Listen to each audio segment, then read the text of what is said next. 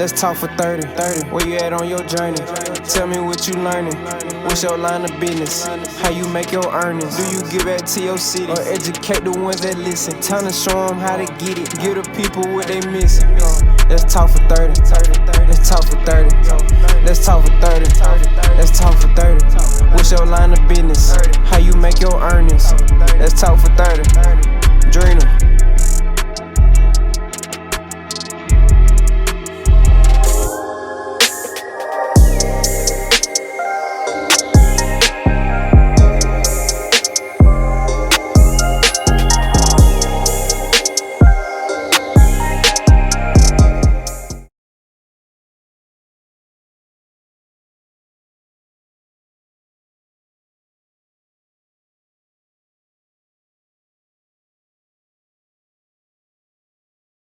Welcome to Talk for 30, a platform for individuals to share their life stories, passions, and journeys with us. Today I have Miss Ashley here with us. Ashley, tell everybody about you and a little bit about your business. So my business is Pink Lemons Embroidery. I've been in business for about 6 years. I specialize in embroidery, but I also offer services like vinyl and sublimation. But yeah, I try to be affordable. I try to provide quality work to my clients. Yes, you do. Yes, you do.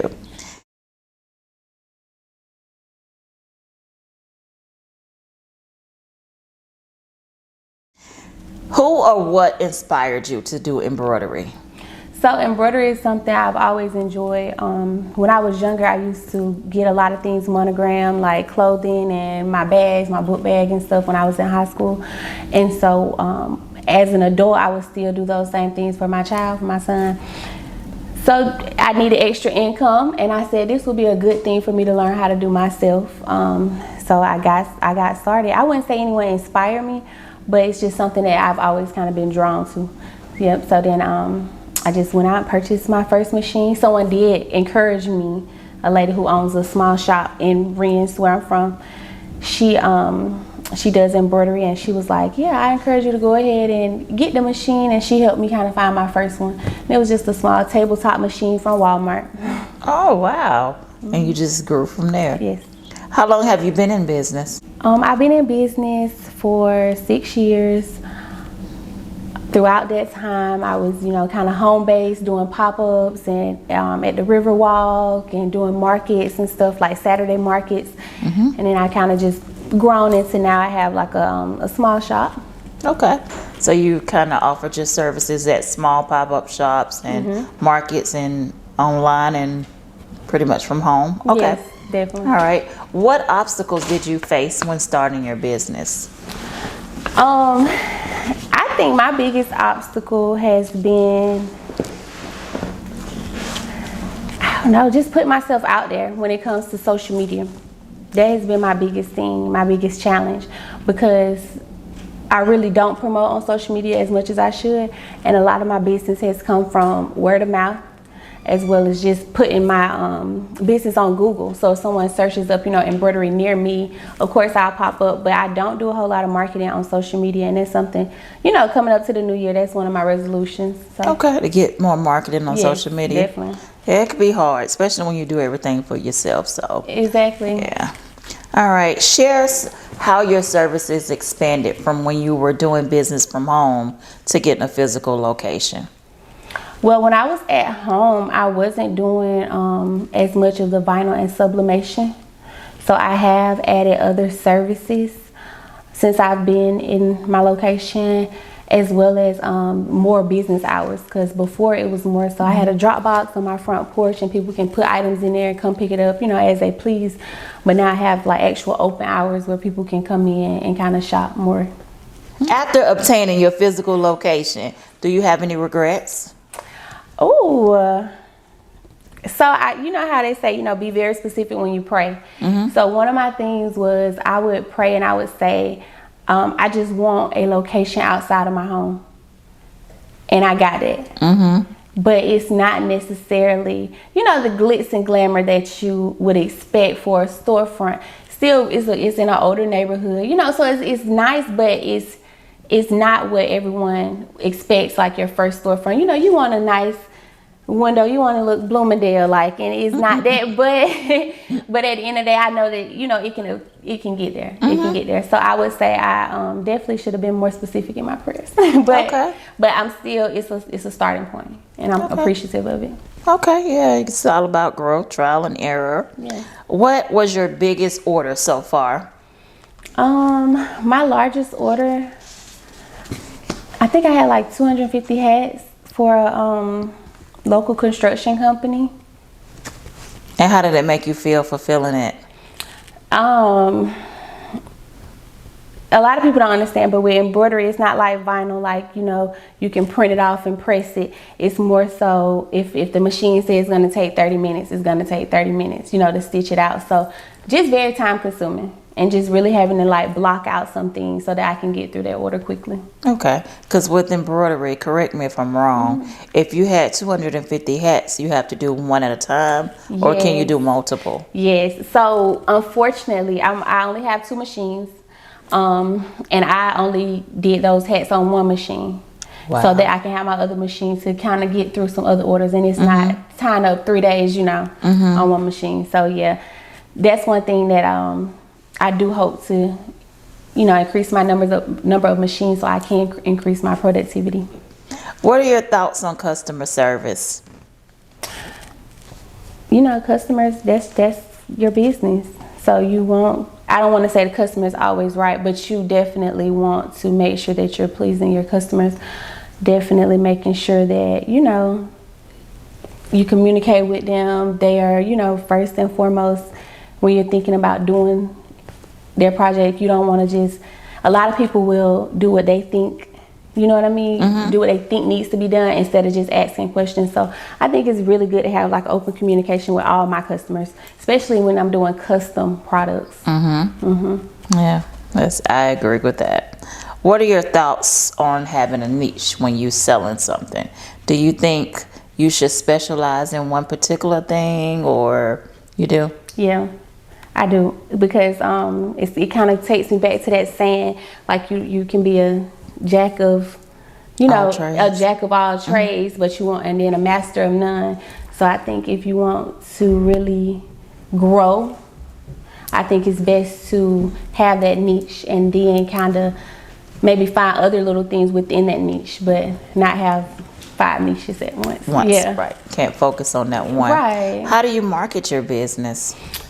Through Google and through like my cards. I pass my cards out. I leave a lot of cards at alteration shops, and that grows, because a lot of people start at alteration shops for embroidery because they know like it's sewing, and they'll assume that they'll do embroidery, but it's 2 totally separate things.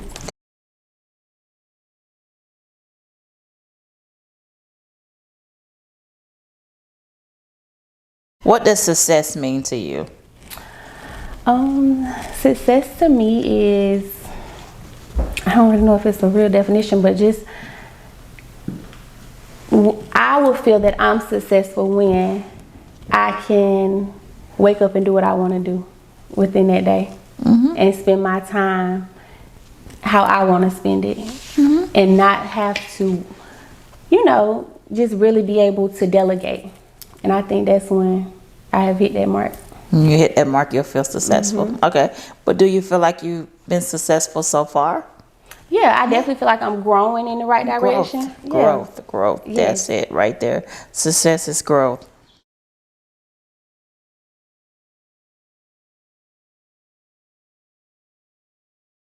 So you are also an educator. How long have you been working in the school system?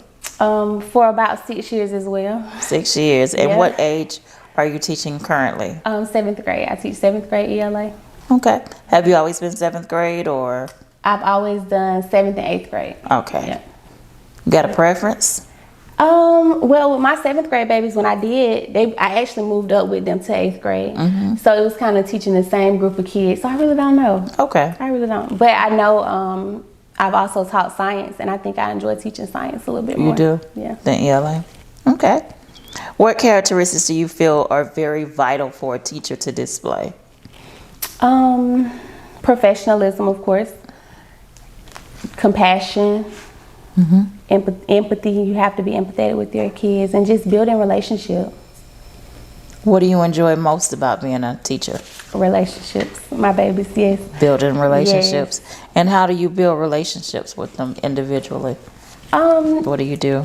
Just by getting to know them. Just having conversations, whether it's, a good morning, how was your weekend? And it kind of grows from there. Because once they see, okay, she cares about me, she asking questions, she want to know. Then they start to volunteer information more. And then you just kind of grow a relationship.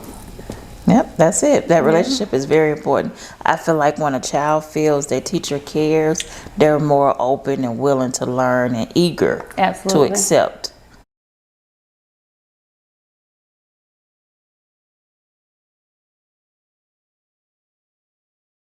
Share how your dad's experience and your mom has influenced you.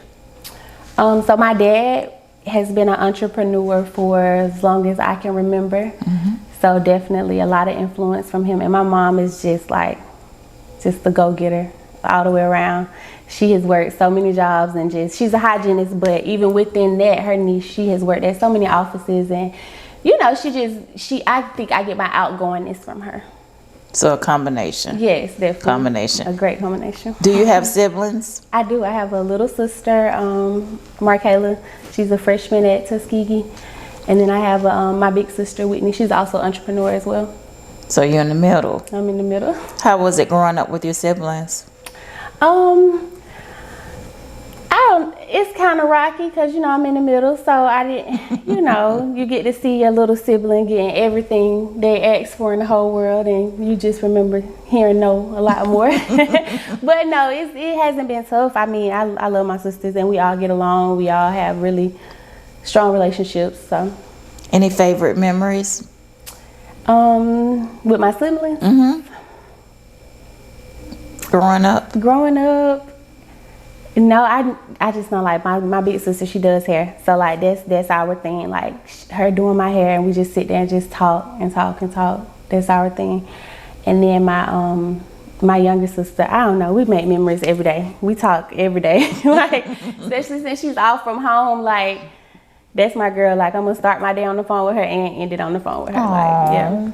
How old is she? She's 18. 18. Okay, that's good. That's good. Do you have any children? Yes, I have one little boy, son. He's 6. Hot mess, but yes, you think he might. Tell us about your son. His personality. He enjoys basketball. He's real athletic. Really, just tough. Just a boy. Yes, but just very energetic and just that typical boy. But I love him. I love him to death. He thinks he's like the grown person in the house. Because I'm a single mother, so yeah. Of course. He's it. What do you enjoy the most doing with him? Going to the park. That's our thing. We go to the park. We have picnics. I let him play basketball, and that's just our thing.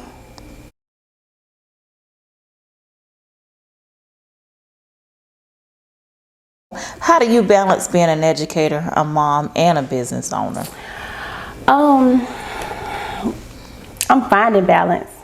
It's not balanced out, but I'm finding balance. Okay. And I've taken off a year from teaching to really grow my business, and I think I went back into teaching, underestimating, my role, and it has been a lot to catch up. I've been behind, on some orders, and it has been definitely. But I know that it's gonna work its way out, and I have faith that it will. So I know it will. Yeah, it will. Yeah. What is the hardest challenges you had to, or a hard challenge you had to overcome in life? Not caring what people say so much. And I think that's a big reason why I haven't been on social media marketing my business as much as I can. Because when you're from a small town, you're so used to hearing everyone's feedback. And it's not like when you grow up in a city where you can kind of move, do your own thing. You meet so many different people. It's like, all the same people. So it's like, just really getting out of my shell. And just put my business out there. How have you changed over the past year?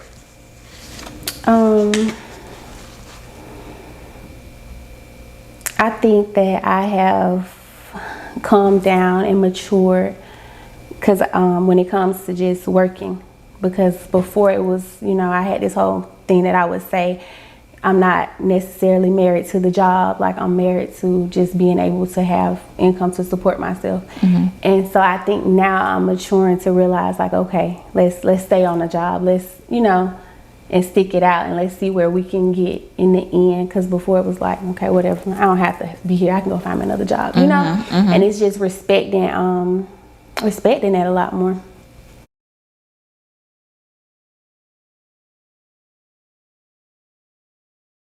I'm going to ask you a couple of questions and you're going to pick one, okay? Okay.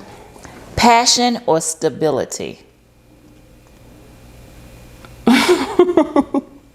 Stability. Stability? Yeah. Dine alone or watch a movie alone?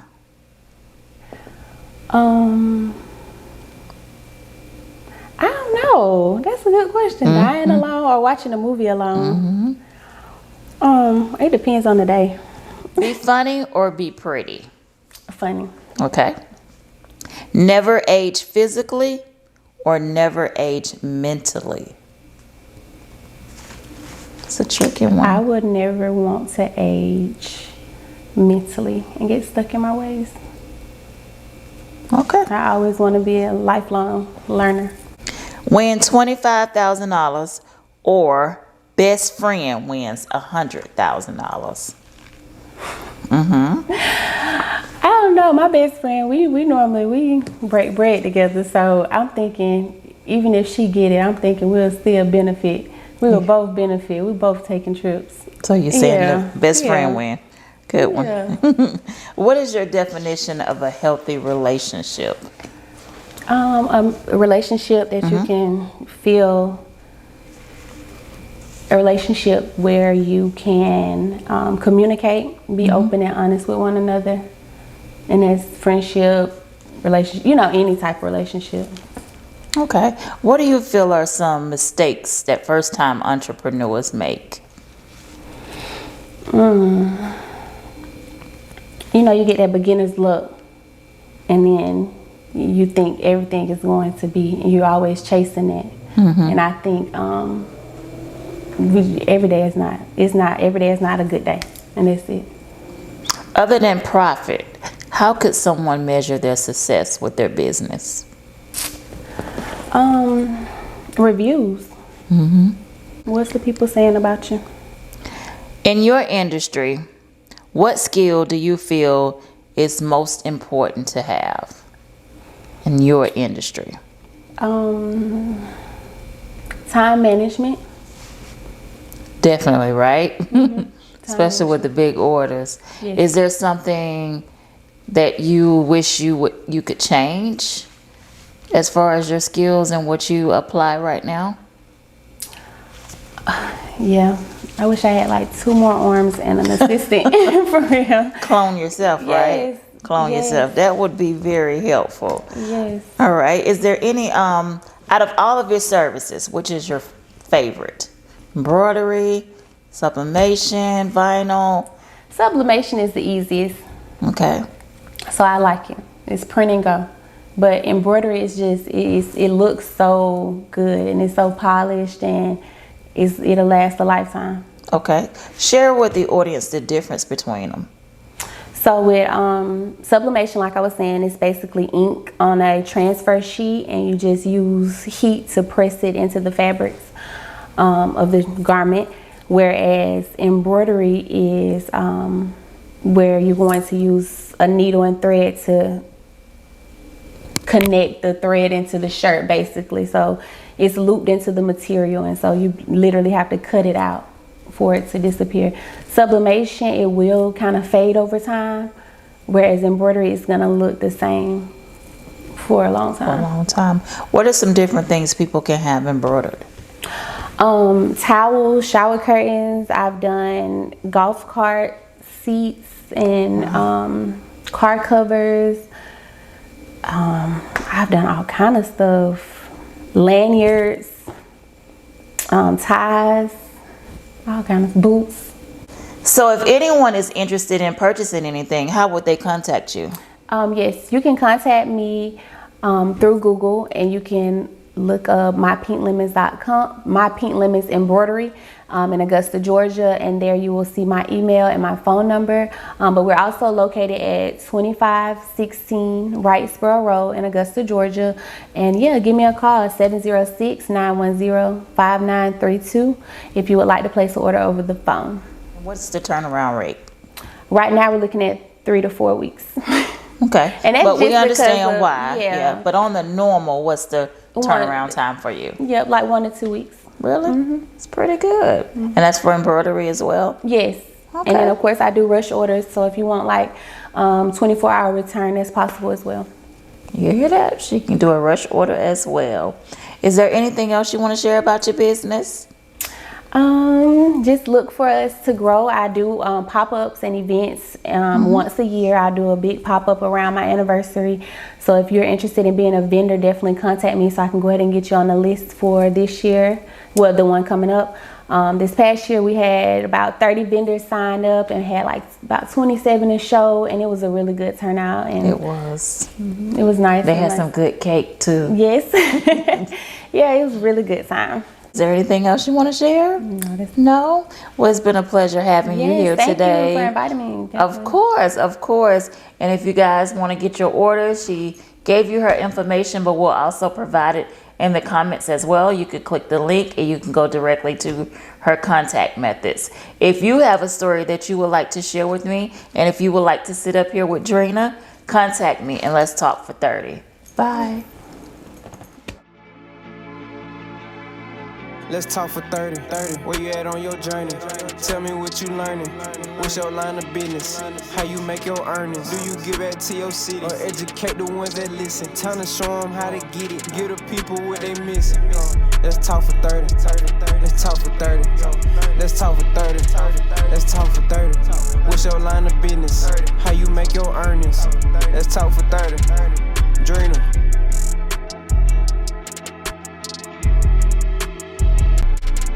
Let's talk for 30. Where you at on your journey? Tell me what you learning. What's your line of business? How you make your earnings? Do you give back to your city or educate the ones that listen? Time to show them how to get it. Give the people what they missing. Let's talk for 30. Let's talk for 30. Let's talk for 30. Let's talk for 30. Let's talk for 30. Let's talk for 30. Let's talk for 30. Drina.